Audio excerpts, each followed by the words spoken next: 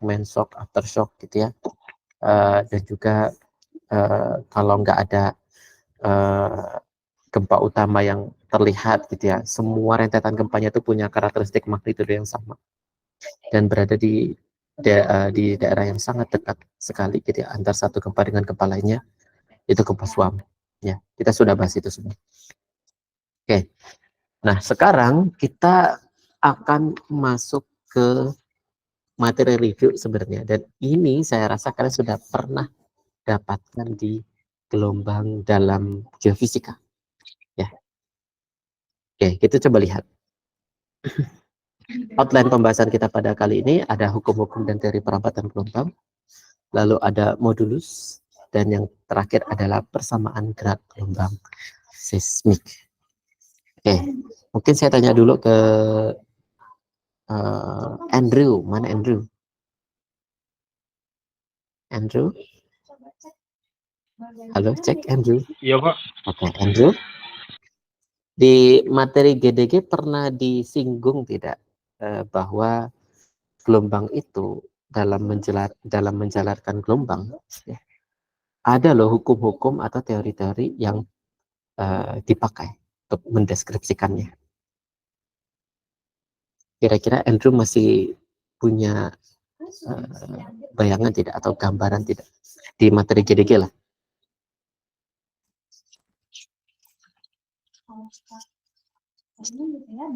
Kira-kira aja Andrew. Izin Pak, suaranya tadi nggak jelas Pak. Soalnya ini lagi ada berisik-berisik di sini Pak. Maaf Pak.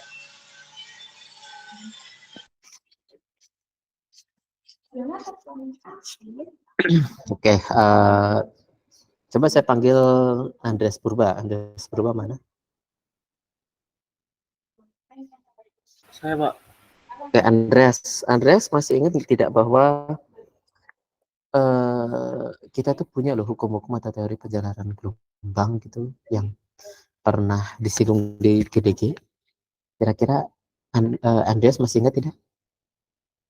Apa tadi Pak? Hukum apa?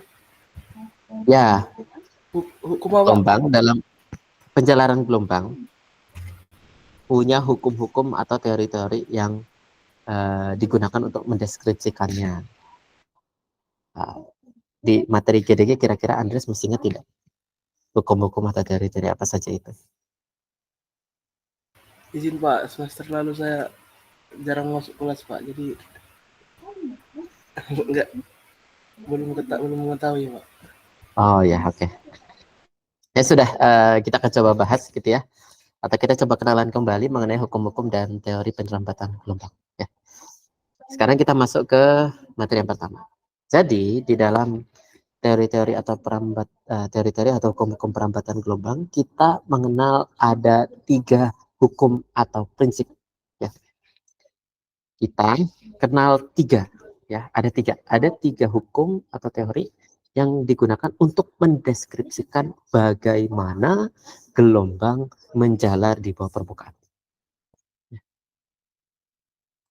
Ya, dipahami lagi, ada 3 hukum atau prinsip yang digunakan untuk apa? Untuk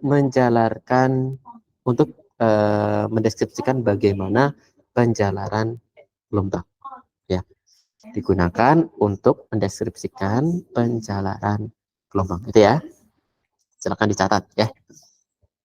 Nah, 3 hukum itu atau 3 prinsip itu adalah, yang pertama adalah prinsip Fermat.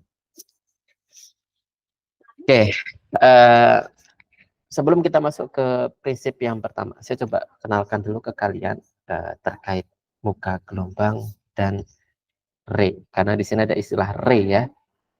Oke, masih ingat nggak kalau di GDG itu muka gelombang itu biasanya dideskripsikan seperti apa? Ada masih ingat tidak?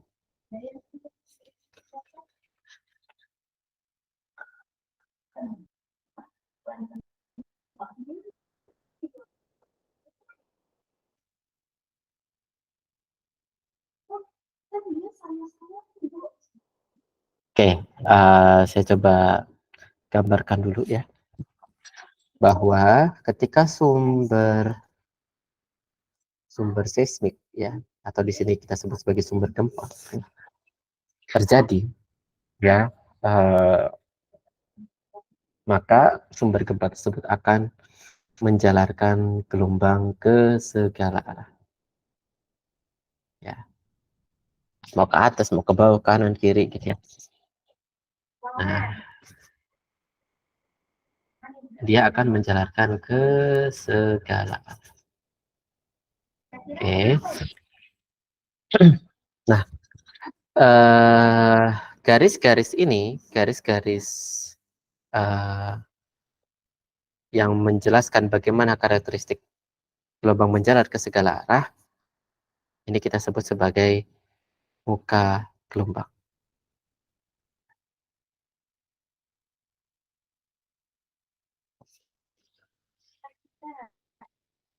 Muka gelombang, ya. Nah, sedangkan arah penjalaran gelombangnya, arah-arah yang ini, ya, arah-arahnya itu kita sebut sebagai ray, ya. Arah-arah penjalaran gelombang kita sebut sebagai ray. Antara ray dan muka gelombang dia tegak lurus, ya. Antara ray dan muka gelombang dia tegak lurus.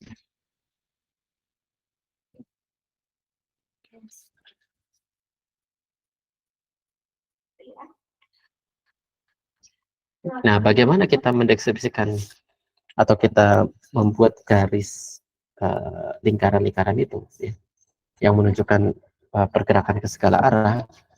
Nah, garis-garis itu, ya, kita jelaskan, ya, ketika gelombang menjalar ke segala arah, maka di setiap fase yang sama kita bisa buat garis seperti itu.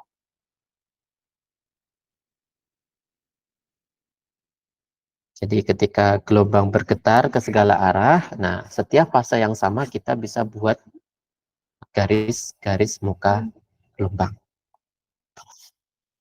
Ketika gelombang bergetar ke segala arah, setiap fase yang sama pada gelombang tersebut yang ke segala arah itu, ya, kita bisa tarik garis. Nah, garis yang terbentuk itu kita sebut sebagai muka gelombang. Ya.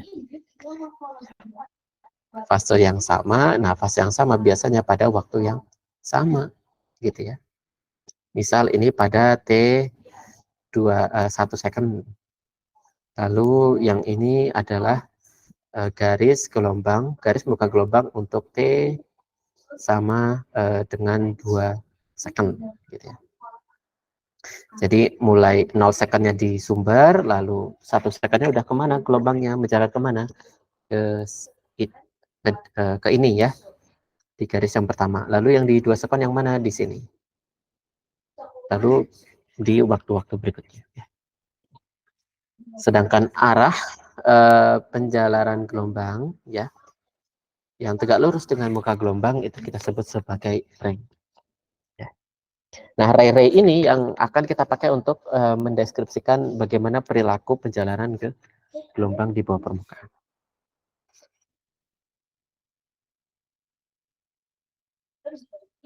Oke, sekarang saya coba hapuskan semua dulu. Kita kembali lagi ke prinsip pertama, ya, yaitu prinsip Fermat. Jadi prinsip Fermat ini menyatakan bagaimana penjalaran ray, ya, atau penjalaran arah penjalaran gelombang, ya, pada gelombang antara kedua titik akan merambat di dalam medium dengan waktu tiba tercepat. Nah, ini kata kuncinya, ya. Jadi, ya, ray, ya, akan menjalar di jalan dengan waktu tiba tercepat. Contoh misalkan, ya, kita punya rumah, ini rumah kalian, gitu ya. Sedangkan ini adalah ITERA, misal seperti itu, ya. Lalu ada dua opsi jalan. Opsi jalan pertama yang lurus seperti ini, opsi jalan yang kedua seperti ini. Nah, ya, kira-kira nih, ya, menurut kalian, waktu tiba tercepat itu di opsi jalan pertama atau opsi jalan kedua? Opsi Yang pertama, Pak. Pertama, Pak. Pertama. Di pertama kan? Oke ya, bagus ya. Karena apa? Di opsi pertama jalannya pendek gitu ya, sehingga waktu tibanya bisa lebih cepat. Namun apa yang terjadi ketika jalan di opsi yang pertama ini dia nggak mulus, banyak lubangnya gitu ya, jalannya rusak gitu ya. Sedangkan yang belok ini jalannya mulus, lancar gitu. Kira-kira yang tiba paling cepat di opsi pertama atau opsi kedua? Opsi kedua, Bapak, jadinya. Gitu ya. Opsi kedua ya. Oke. Gelombang pun seperti itu. Ya. Ketika dalam kondisi homogen, jadi medium bawah permukaannya itu homogen, maka ya otomatis lintasan terpendeklah waktu tiba tercepat. Nah, tetapi ya pada kondisi heterogen bisa saja, misal di bagian ini mediumnya berbeda, misal yang membuat gelombang itu menjalar lebih lambat di sini. Artinya gelombang atau ray path akan mengambil opsi yang berbeda. Ya, gitu ya. Jadi nggak hanya kita gitu ya, gelombang pun berperilaku seperti itu dalam memilih jalan ya. Yang penting waktu tibanya tercepat, mau dia lintasannya agak jauh gitu ya, lintasannya punya jalur yang lebih panjang, tetapi kalau dia punya medium yang bagus gitu ya, maka dia akan memilih jalur yang itu daripada lintasannya pendek tapi jalannya nggak bagus gitu ya. Nah, kalau di gelombang bagus nggak bagusnya itu biasanya kita deskripsikan sebagai kecepatan medium.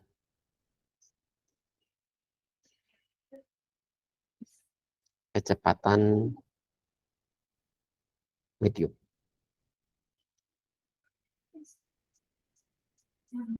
Ya, kalian tulis saja ya, kecepatan medium. Ya. Jadi medium itu punya sifat fisis. Salah satu sifat fisisnya adalah kecepatan medium. Ya, kecepatan medium itu yang menjelaskan apakah gelombang ini menjalar cepat atau menjalar lebih lambat. Contoh di kondisi sehari-hari ada udara, ada air, ada benda padat. Ya, ada gas, ada cairan, ada benda padat. Nah, kita ambil satu contoh kasus, misal gelombang suara.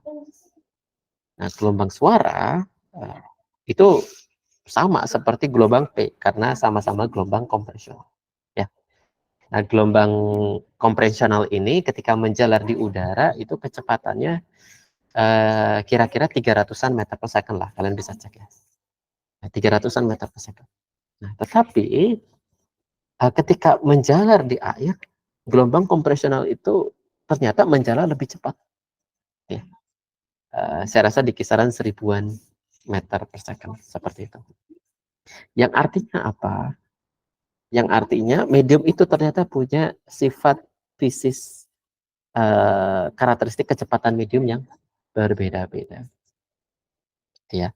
Jadi misal kalau kita kembali ke contoh ini misalkan ya, yang ada di slide, rumah kalian itu adalah sumber gempanya misal, sedangkan ITERA itu merupakan receivernya atau seismometernya, gitu ya. Dan bagian yang heterogen ini misal merupakan rongga udara, gitu ya. Misalnya padat semua. Maka gelombang berdasarkan prinsip Fermat, gelombang akan mencari ray dengan waktu tiba tercepat, walaupun jalannya agak jauh seperti itu.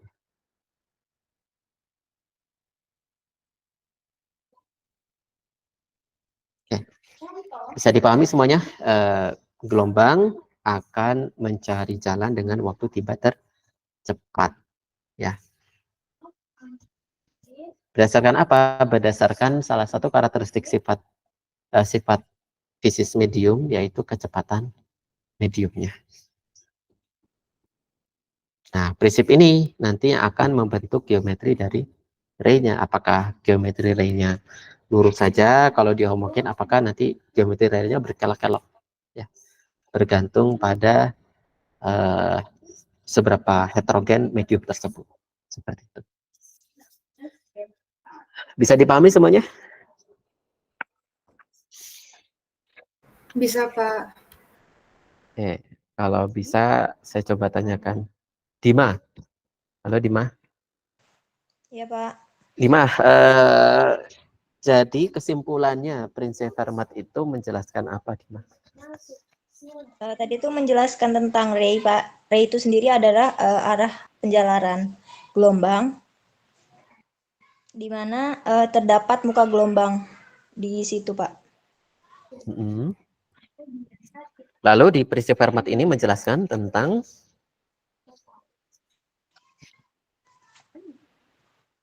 itu belum masuk ke prinsip Fermat ya.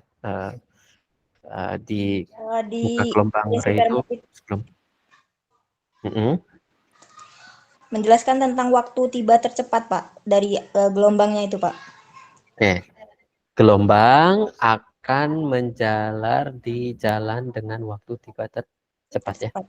Ya, gelombang akan memilih jalan dengan waktu tiba tercepat. Jalan yang dimaksud adalah ray-nya ya. Jadi ray gelombang itu akan membentuk gitu ya, membentuk geometri yang akan menjadi waktu tiba tercepat.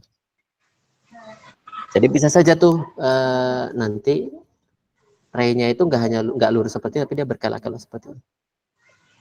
Berkelok seperti ini, atau dia bentuknya seperti ini dan lain sebagainya. Iya, Pak. Oke. Saya harap kalian semua bisa memahami prinsip Fermat ini ya. Sekarang kita lanjut ke hukum atau prinsip yang kedua.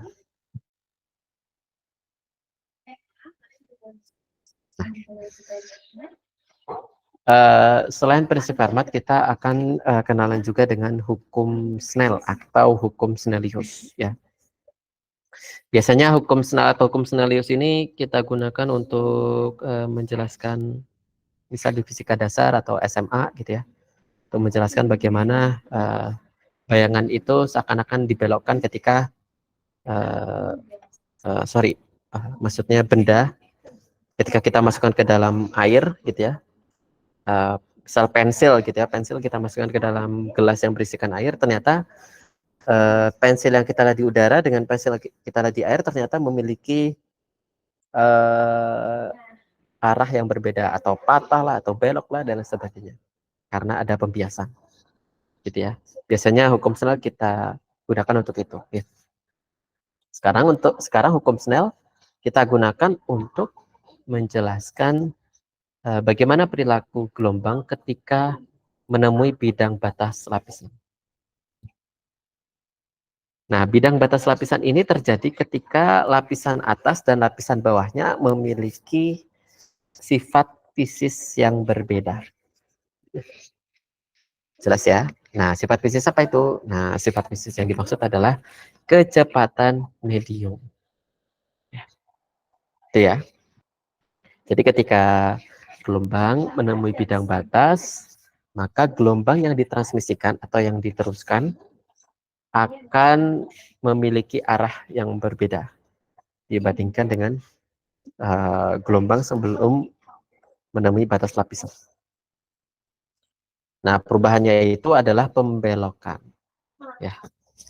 Bagaimana cara menghitung berapa sudut pembelokannya? Sudut pembelokannya kita bisa hitung dengan persamaan ini. Ya.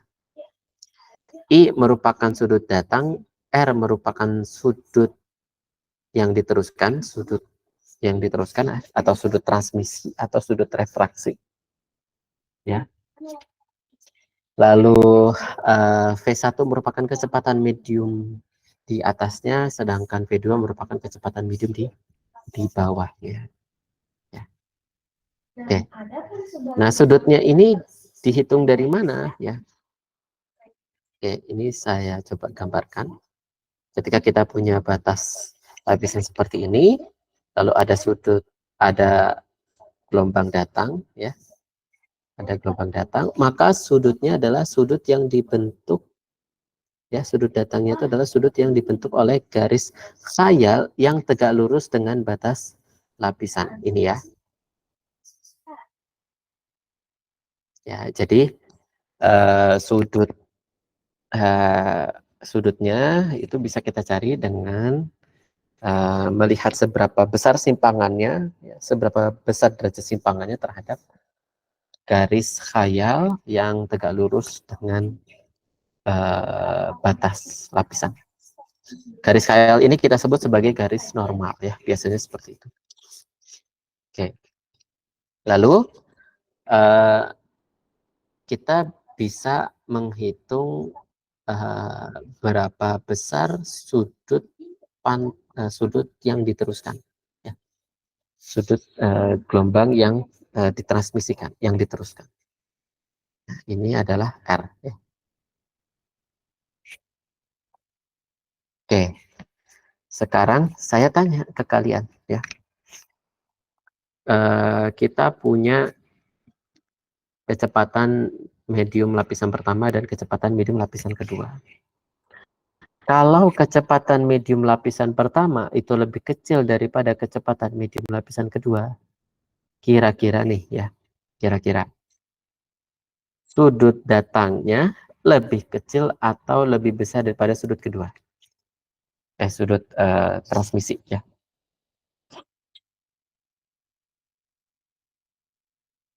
Berdasarkan persamaan ini, kira-kira nih, ketika kecepatan medium lapisan pertama lebih kecil daripada kecepatan medium lapisan kedua, maka sudut datangnya lebih kecil atau lebih besar daripada sudut transmisi? Oke, Sultan, silakan. Sudut datangnya jauh lebih besar, Pak, daripada sudut refleksinya. Refraksi ya? Iya, Pak. Refraksi, oke. Oke, menurut Sultan Fahri, sudut datang lebih besar daripada sudut refraksinya. Oke, ini biar nggak salah tangkap, refraksi yang dimaksud di sini adalah transmisi ya, gelombang yang diteruskan. Beda dengan metode seismik refraksi yang akan kalian pelajari di metode seismik. Kalau metode seismik refraksi itu adalah metode ketika sudut refraksinya itu 90 derajat. Ini biar nggak miskonsepsi aja ya. Oke. Kita kembali ke jawabannya Sultan Fahri tadi ya. Sultan Fahri menjelaskan sudut datangnya lebih besar daripada sudut transmisinya atau refraksinya. Yang lain, kira-kira ada yang mau berpendapat tidak? Saya keep dulu nih jawabannya Fahri ya. Yang lain, apakah setuju atau bagaimana? Terus saya panggil ya. Erianti, mana Erianti? Hadir, Pak. Erianti punya pendapat lain tidak dari jawabannya Fahri? Mungkin dari saya sendiri itu sama dengan Sultan, Pak. Sama? Oke, kalau sama ya. Yang lain coba Hanif Rido, mana Hanif Rido? Hadir, Pak. Hanif Rido punya pendapat yang berbeda? Atau setuju dengan pendapatnya Sultan Fahri?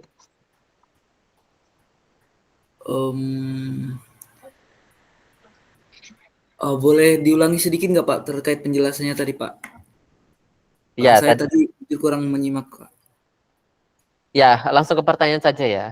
Ketika kecepatan medium lapisan pertama lebih kecil daripada kecepatan medium lapisan kedua, ya, P1 lebih kecil daripada P2, maka sudut datangnya lebih kecil atau lebih besar daripada sudut transmisinya. Oke, Pak, oke. Menurut saya itu sudut datangnya lebih kecil, Pak, karena kecepatan mediumnya juga lebih kecil, Pak. Jadi setelah ditransmisikan, maka nanti sudutnya akan menjadi lebih besar. Seperti itu, Pak. Oke, jadi pendapatnya berbeda dengan pendapatnya Sultan. Iya Pak.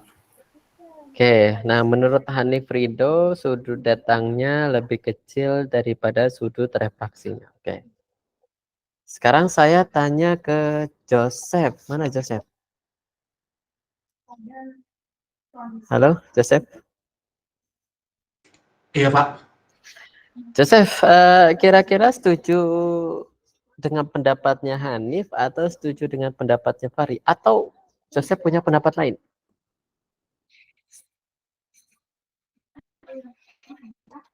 Kalau dari saya Pak, jika P1-nya itu lebih kecil dari P2 maka sudut datangnya lebih besar itu akan lebih besar Pak dari sudut P1 dan P2.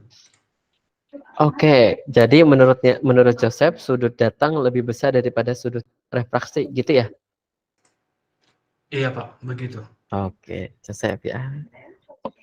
Oke, yang lain coba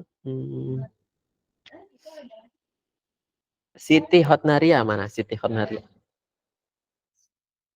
Oh, hadir Pak. Oke, Siti ikut pendapat yang mana atau punya pendapat sendiri?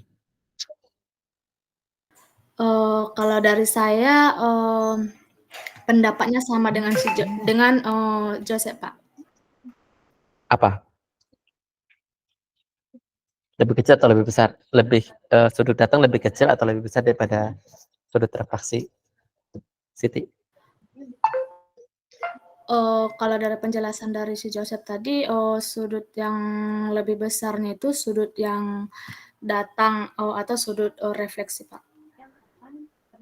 Iya, yang lebih besar itu sudut datang atau sudut refraksi? Iya Pak, maksudnya saya sudut yang lebih dulu datang Pak. Ini kita nggak bicara lebih dulu datang, maksudnya sudut datang atau sudut refraksi. Sudut datang itu sudut yang dibentuk antara gelombang yang datang, garis ray gelombang datang dengan garis KR ini atau garis normal ini ya. Sedangkan sudut transmisi adalah sudut yang dibentuk dari ray penjalaran gelombang setelah diteruskan dengan garis khayalnya. Kira-kira yang mana Siti? Yang lebih besar?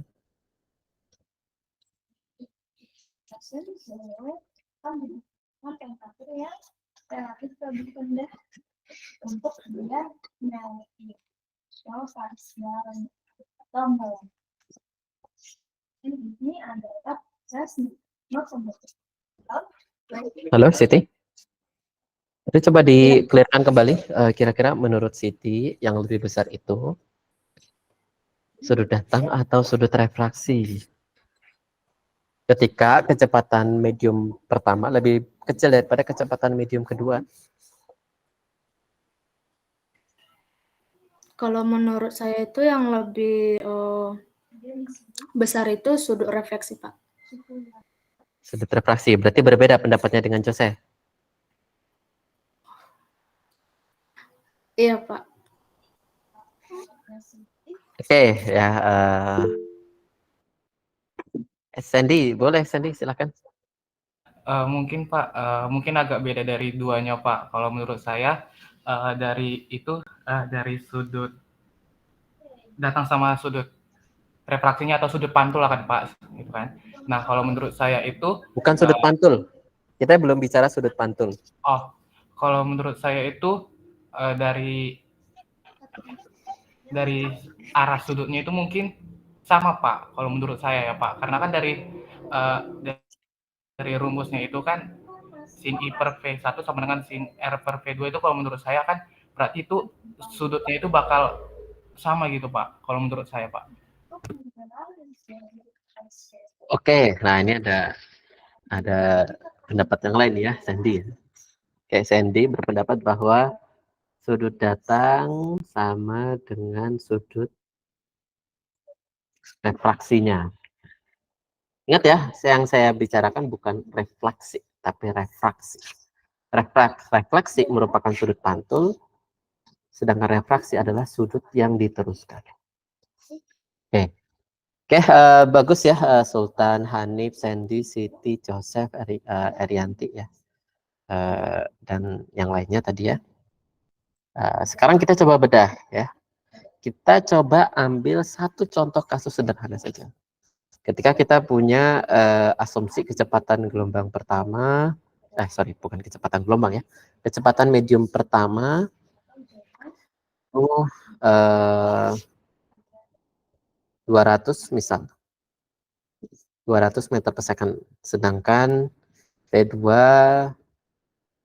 lebih besar ya. Kalau lebih besar ya kita ambil contoh kasus 400 meter per second. Oke. Lalu sudut datangnya ya, sudut datangnya misal 30 derajat. Oke. Ya. V1-nya 200, V2-nya 400 meter per second gitu ya. Lalu sudut datangnya 30 derajat. Sekarang kita coba hitung berapa sudut transmisinya ya. Ini nggak usah dihapus. Nah, sudut transmisinya. Oke, kita masukkan sin 30 derajat itu berapa nilainya? Setengah, Pak. Setengah ya. Oke, kita masukkan setengah. Ya, lalu ada V1-nya 200. Oke. Lalu yang kita carikan sin R di sini. Sin R. V2-nya pindah ruas. Ya, pindah ruas dikali atau jadi bagi? Jadi pengali atau jadi pembagi? Jadi pengali, Pak. Jadi pengali ya. Kita V2-nya kita pindah ruas jadi 400 di sisi sebelah kiri. Oke, kita bisa hitung 200 400 jadi 2 dikali setengah jadinya jadi berapa? 90 derajat, Pak. Tuh ya. Oke. R jadinya berapa? 90 derajat. 90. Oke, artinya sudut datang itu lebih kecil atau lebih besar daripada sudut transmisi berdasarkan contoh kasus ini. Lebih kecil, Pak. Lebih kecil ya. Jadi gitu ya. Jadi ngingetinnya gampang. Ketika kecepatan medium pertama itu lebih kecil daripada kecepatan medium kedua, maka sudut datangnya pun itu juga lebih kecil dibandingkan dengan sudut transmisinya, ya, atau refraksinya, ya. Oke. Ini kasus istimewa ini karena ketika sudut refraksi 90 derajat, artinya gelombang itu menjelar di mana? Di batas kan? Di batas permukaan karena sudut yang terbentuk adalah 90 derajat. Nah, ini contoh kasus yang sangat istimewa ini ya, unik ya. Ya nantinya ketika gelombang menjelar di batas permukaan, maka metode analisisnya adalah metode seismik refraksi. Nah, itu akan kalian pelajari di metode seismik ya.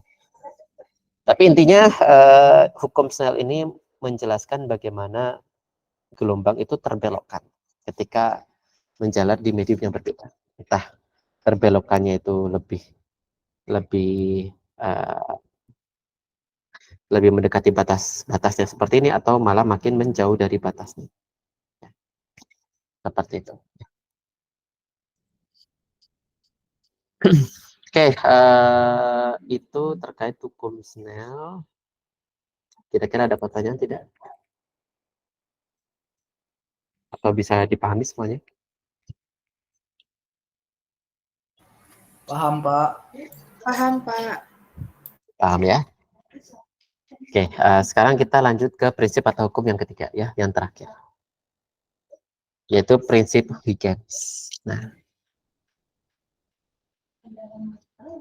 prinsip Huygens di sini menyatakan bahwa setiap titik dari muka gelombang dapat menjadi sumber dari gelombang sekunder.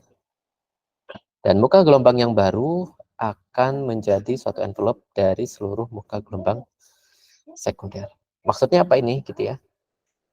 Kita tadi sudah kenalan muka gelombang ya, atau wavefront. Ya, wavefront ini punya kesamaan, yaitu sama-sama menjalar di waktu yang sama ya. waktu yang sama, seperti itu. Nah, ini bukan T sama dengan 0. Intinya di waktu yang sama ya, entah T sama dengan 1 sekon, 2 sekon, 3 sekon, dan sebagainya ya. Nah, muka gelombang ini masing-masing bagiannya ternyata berperilaku seperti sumber gelombang ya, berperilaku seperti sumber gelombang, sehingga sumber gelombang ini pastinya akan membentuk muka gelombang gitu. Ada muka gelombang sekunder di sini ya. Ini kita ambil beberapa sampel aja nih, sampel yang di sini, sampel yang di sini gitu ya. Realitanya kan tidak jarang-jarang seperti ini kan, rapat-rapat kan ya. Setiap bagiannya itu akan membentuk sumber gelombang baru ya, yang nantinya akan membentuk ya wavefront sekunder.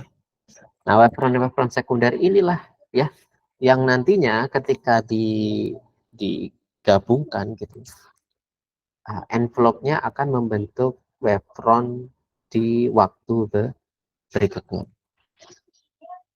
gitu ya. Jadi prinsip Huygens ini mampu menjelaskan kenapa sumber gelombang yang berupa area yang sangat kecil atau asumsinya akan berupa titik gitu ya, itu mampu menjalarkan gelombang dengan keliling lingkaran yang besar ya. Dari gelombang yang kecil ini gitu ya, areanya yang sangat kecil ini mampu menjalarkan gelombang ke segala arah. Kenapa ada gelombang gitu ya, padahal keliling lingkaran ini kan besar gitu ya, dibandingkan dengan sumber gelombang yang sangat kecil ini kelilingnya ya, apalagi dibandingkan dengan wavefront yang berikutnya yang punya keliling yang lebih besar ya, atau dalam 3 dimensi luas area yang lebih besar seperti itu. Kenapa bisa tetap menjalarkan gelombang gitu ya di area-area itu gitu kan, yang mana luas areanya lebih besar daripada luas area di muka gelombang sebelumnya. Itu karena prinsip Huygens ini, di mana masing-masing bagian dari muka gelombang ini akan bertindak sebagai gelombang baru seperti itu.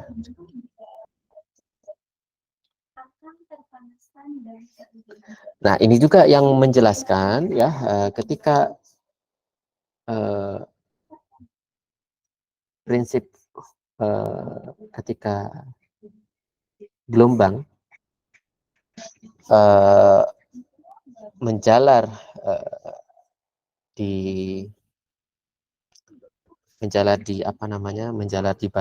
menemui batas lapisan, maka gelombang, misalnya gelombang P menemui batas lapisan ya, maka akan timbul gelombang S ya.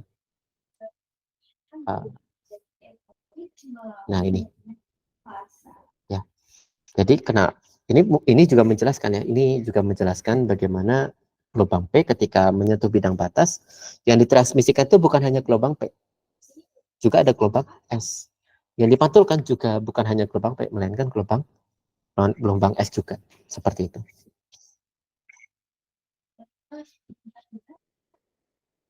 Nah, itu juga yang menjelaskan ketika kita belajar interior bumi ya, kan ada tuh lapisan interior bumi yang sifatnya cairan ya. Lapisan apa itu? Lapisan apa di dalam interior bumi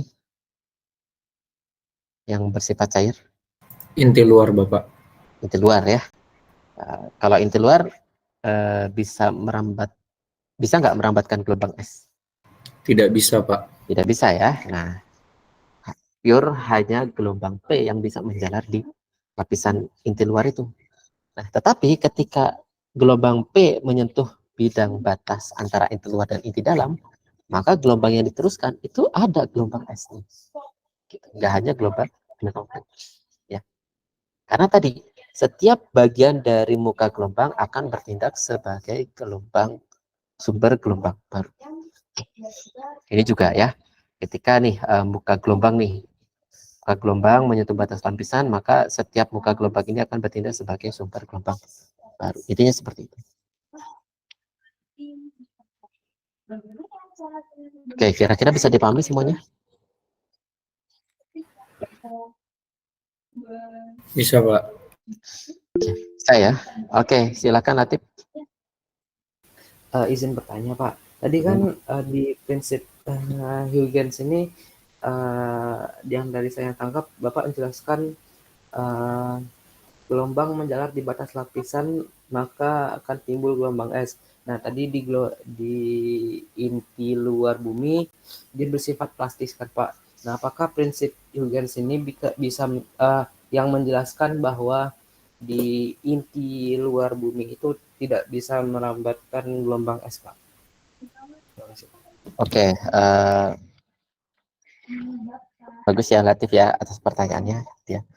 Dari yang saya tangkap pertanyaan Latif adalah inti luar, gitu ya. Apakah prinsip Huygens ini menjelaskan ketidakhadiran gelombang es, gitu ya, di inti luar? Okay. Malahan gitu ya, prinsip Huygens ini menjelaskan bagaimana kehadiran gelombang es setelah gelombang P menjalar di inti luar, ke inti dalam ya.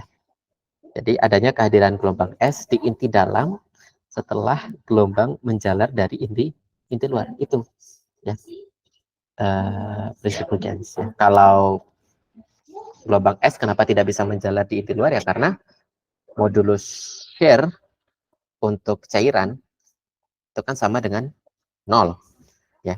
Sedangkan gelombang es itu persamaannya adalah kecepatan gelombang es persamaannya adalah akar dari mu dibagi dengan rho. Ketika mu atau modulus gesernya itu sama dengan 0, maka kecepatan gelombang gesernya sama dengan 0. Atau gelombang es tidak mampu menjalar di fluida. Gitu Latif. Baik Pak, sudah sangat jelas Pak. Terima kasih Pak. Oke. Hanif, silakan. Baik, izin bertanya Pak. Untuk di slide yang sedang ditampilkan ini kan ada keterkaitan antara hukum Snell dan prinsip Huygens. Kemudian apakah gelombang yang tadi sudah dijalarkan, ada gelombang P dan S, itu juga tetap menggunakan prinsip Fermat, di mana gelombang yang menjalar itu mencari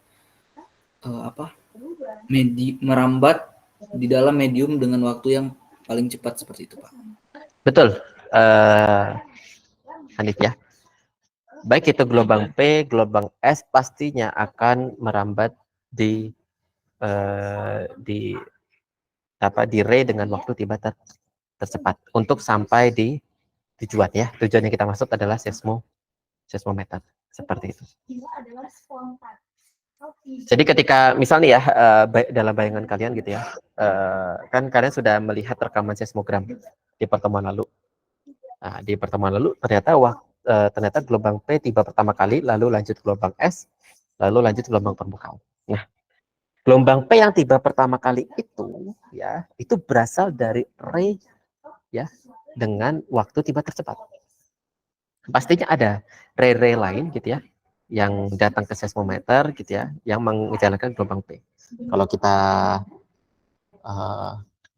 misal ini sumber gitu ya, lalu ini ada seismometer di sini. Lalu di sini ada material yang punya velocity rendah gitu ya, atau kecepatan rendah. Nah, pastinya gelombang akan menjalar ke segala arah dong, ya kan? Nah, ke atas, ke kanan, ke kiri, ke bawah gitu ya. Ke depan, ke belakang, ke semua arah. Nanti ada ray yang lewat sini. Ada ray yang juga lewat sini ya. Jelas ya? Nah, tapi yang tiba di seismometer pertama kali itu mungkin saja bukan ray yang ini. Bukan ray yang nomor 2 ini. Melainkan ray yang pertama. Ya, karena kecepatan mediumnya juga tinggi gitu ya, walaupun dia agak panjang jalannya, tapi dia punya waktu tiba yang paling cepat seperti itu.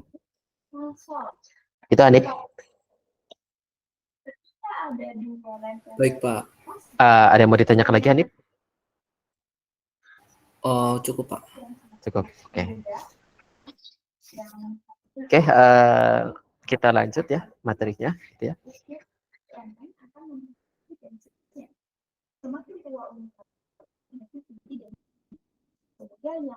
Oke, sekarang kita masuk ke stres dan strain ya. Kita jeda dulu ya, kita agak rehat bentar. Kita akan mulai lagi di 11.07 ya. Silakan.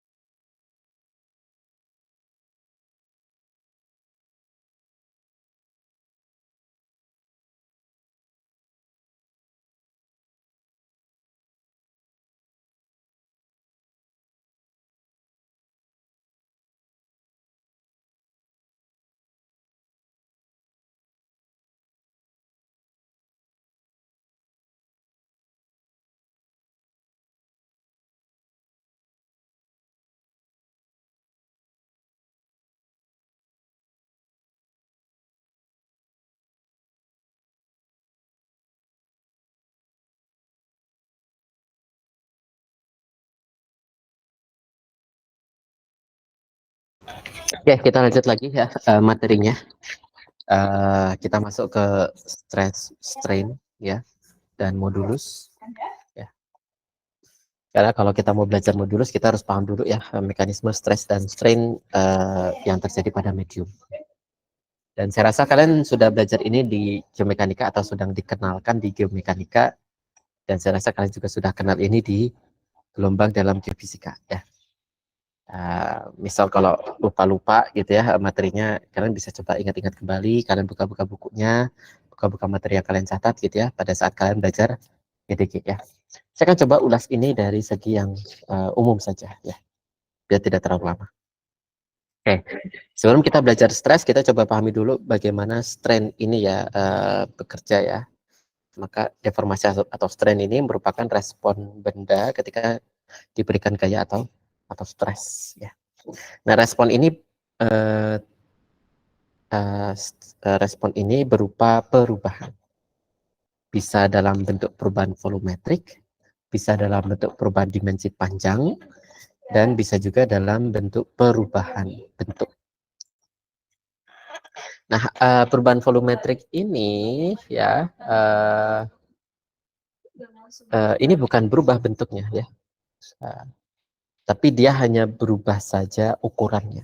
Karena perubahan volumetrik ini terjadi ketika kita berikan stres ke segala arah dengan besaran yang sama, dengan nilai yang sama ya.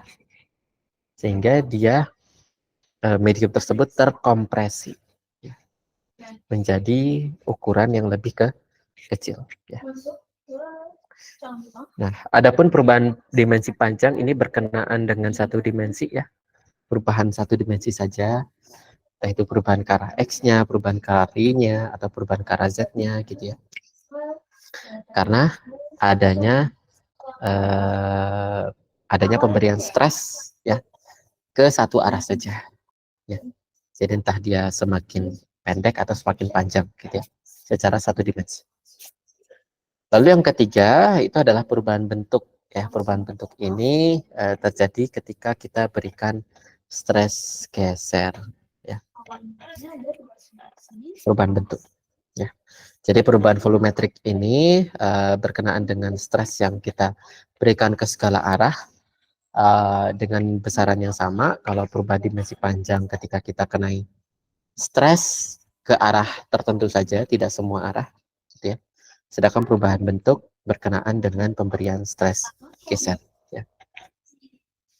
Jadi kalau bentuk itu stres geser, kalian bisa simpulkan bahwa volumetrik dan dimensi panjang itu stres normal ya. Kalian sudah belajar jenis ini di geomekanika ya.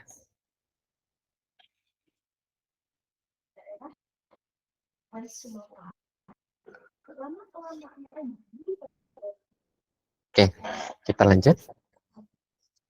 Nah, apabila suatu benda ketika kita hilangkan stresnya kembali ke kondisi awal, ya, maka kita sebut medium tersebut sebagai medium yang elastis. Contoh, karet ya, karet kita tarik, berarti kita kena stres ya, maka dia melakukan strain ya, jadi bertambah panjangnya. Namun ketika kita hilangkan stresnya, kita lepaskan tegangan kita pada karet tersebut, maka karet tersebut akan kembali ke kondisi awal. Sehingga kita bisa simpulkan bahwa karet tersebut ya termasuk ke medium yang elastis. Deformasi yang terjadi kita sebut sebagai deformasi elastis. Ya. Saya rasa jelas ya, clear ya. Jadi ketika benda kita kena stres, berubah bentuknya, namun ketika kita hilangkan stresnya kembali ke kondisi awal, maka medium itu kita sebut sebagai medium elastis. Oke, kita sudah belajar di GDG maupun di geomekanika bahwa terjadinya strain itu tidak terjadi dengan sendirinya ya. Strain itu terjadi karena kita memberikan stres pada suatu medium. Ya. Sehingga stres dan strain ini tidak berdiri sendiri. Melainkan ada hubungannya. Nah, hubungan itu kita sebut sebagai hubungan konstitutif. Teori yang dipakai adalah teori elastisitas. Ya. Jelas ya? Nah, adapun seismologi, stres dan strain yang bekerja itu pada medium-medium yang sangat kecil. Ya. Jadi ibaratnya kita punya medium yang besar, bumi gitu ya, maka bumi itu kita bagi jadi bagian-bagian yang sangat kecil. Nah, kita analisis bagian-bagian yang kecil itu, kita sebut sebagai infinitesimal strain. Oke, mungkin saya rasa kalian masih bertanya-tanya terkait infinitesimal strain, tapi kita keep dulu ya pemahaman ini. Kalian serap dulu saja ya bahwa infinitesimal strain adalah stres dan strain yang bekerja pada medium yang kecil, gitu ya. Itu ya. Kalian serap dulu ya, kalian coba hafalkan dulu saja. Pemahaman lebih lanjutnya kita coba jelaskan di pertemuan-pertemuan berikutnya. Oke. Saya rasa ini kalian sudah tahu ya bahwa cara menghitung cara menghitung strain itu dengan cara perubahan panjang dibagi dengan panjang mula-mula ya. Ya, itu strain.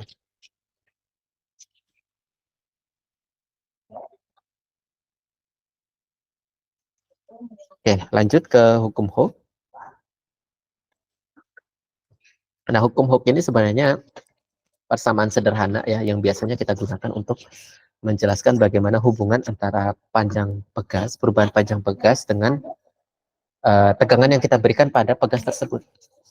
Ya, ini ada ilustrasinya di slide ya. Ketika kita punya pegas, pegasnya kita gantungkan, lalu di bawahnya kita kasih sebuah massa, ya. Maka ketika massanya kita tarik ke bawah, maka ada perubahan panjang pegas tersebut. Ya. Nah, perubahan panjang pegas itu sebanding dengan besarnya gaya yang kita berikan pada massa. Ya. Nah, hubungannya seperti ini. Nah, itu kita terapkan juga di hubungan antara stres dan strain. Ya. Kita terapkan juga. Ya. Stres di sini ya hubungannya bukan dengan K lagi. Nah, ini adalah konstanta stiffness ya. Tingkat kekakuan pada pegas. Bukan itu yang kita pakai, tapi yang kita pakai adalah C.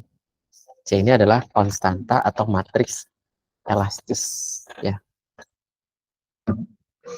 Seperti itu. Jadi sigma sama dengan C dikali dengan E. Sigma merupakan stres dan E merupakan strain. Nah, persamaan yang di bawah ini disebut sebagai hukum Hooke secara umum atau generalized Hooke's law. Ya. Kemudian ada bending apa?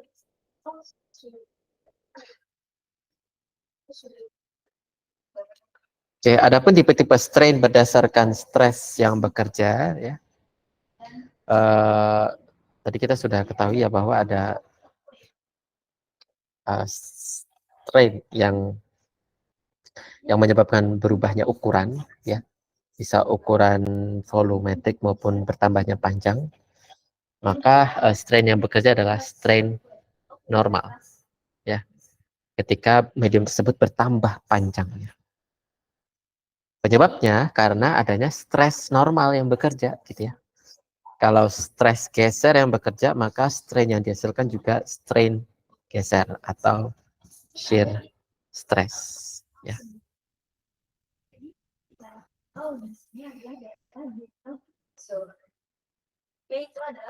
Oke,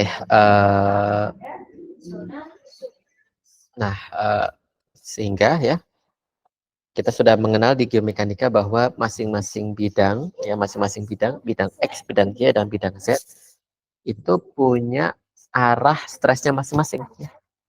Ada stres yang tegak lurus dengan bidang, yaitu stres normal, dan ada juga dua stres geser, ya, yang bekerja pada bidang tersebut. Nah, itu kita coba analisis trennya, gitu ya. Untuk normal persamaannya seperti ini, ya. Di sini ada DU sebagai perubahan panjang, ya. Jadi biasanya perubahan panjang ke arah X itu kita simbolkan dengan U. Perubahan panjang ke arah Y itu kita simbolkan dengan V. Perubahan panjang ke arah Z itu kita simbolkan dengan W, ya. Sehingga ini sebenarnya mirip juga, ya. DU merupakan perubahan panjangnya, sedangkan DX merupakan panjang mula-mulanya pada medium yang kecil itu, ya. Jadi medium yang besar kita bagi menjadi medium-medium yang lebih kecil, ya. Jadi notasinya itu DX, DY, dan DZ seperti itu. Oke. Adapun untuk strain geser, nah strain geser ini kita coba lihat ya dari indeksnya sebenarnya, cara mendapatkan persamaannya. Jadi di sini kan ada X dan Y, ya, yaitu strain yang berada di bidang X, ya, berubah terhadap tapi, ya. Maka cara menghitung strainnya itu kita coba bandingkan antara perubahan U, perubahan terhadap X dibagi dengan area bidangnya, bidang Y, ya. Jadi ini X, perubahan arah X pada bidang Y, lalu ditambah dengan arah Y pada bidang X. Dibalik aja, sesuaikan dengan yang ini. Di sini kan ada X dan Y. Maka kita jumlahkan DU yang merupakan representasi dari arah X dibagi dengan D yang merupakan representasi bidang Y-nya, ya. Ditambah dengan kebalikannya. Kebalikannya adalah perubahan arah Y dibagi dengan bidang yang berarah X-nya. Seperti itu. Ditambahkan lalu dibagi setengah. Sehingga untuk menghitung strain pada bidang Y yang ke arah X juga sama, ya kan? Karena komponennya juga sama, yaitu X dan Y. Ya. Berarti ada 3 pasangan, ya. EXZ itu sama dengan EZX, sedangkan EYZ sama dengan EZY. Seperti itu, ya. Mau sampai sini? Berarti untuk mendapatkan stress tensornya, ya, kita tinggal kumpulkan saja normal strain sama shear strain-nya. Kita kelompokkan, kita gabungkan, membentuk matriks 3x3. Nah, matriks 3x3 ini kita bisa lihat, ya,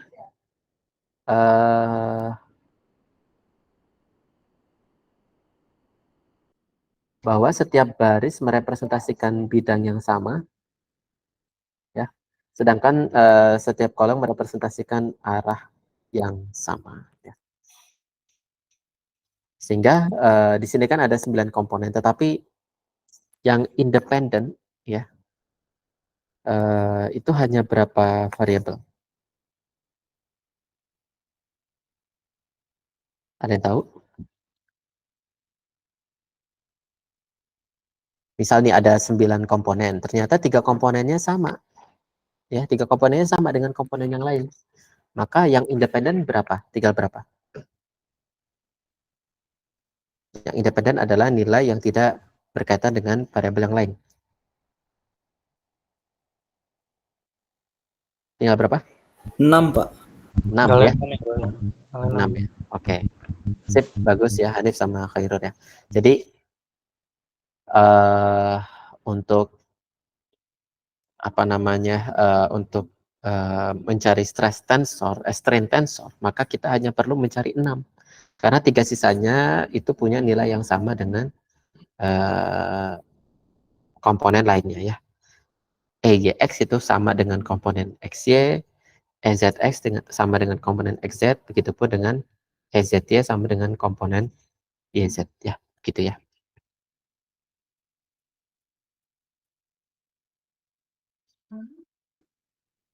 Oke, kita lanjutkan ke stres ya. Tadi kita sudah kenalan sampai tensor strain ya. Saya rasa detailnya kalian sudah belajar di GDG. Untuk stres ini dijelaskan bahwa stres merupakan gaya-gaya permukaan yang timbul karena adanya kontak antar bagian benda. Ya, kenapa disebut gaya-gaya permukaan? Karena pada persamaan stres itu dibandingkan ya antara gaya dan juga luas area yang dikenai gaya tersebut ya. Sigma sama dengan F dibagi dengan A. Nah, adapun satuannya ya Newton per meter persegi ya, karena F dibagi dengan A. Dan punya satuan yang lain yaitu Pascal, yang nilainya sama dengan Newton per meter persegi ya. Seperti itu.